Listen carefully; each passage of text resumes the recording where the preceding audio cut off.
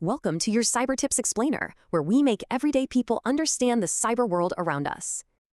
So picture this. It's November 1988, and suddenly, this much of the internet just died. Yup, in just one night, thousands of computers at universities and labs were totally paralyzed. And the cause wasn't some evil attack. It was just a student's project gone horribly wrong. The culprit? One of the very first malware worms. Basically code that just copies itself, over and over. See, it all started as a simple experiment to see how big the internet actually was. But, whoops, a coding bug made it way too aggressive. It just kept reinfecting machines. And the result? A digital pandemic that pretty much ground the early internet to a halt.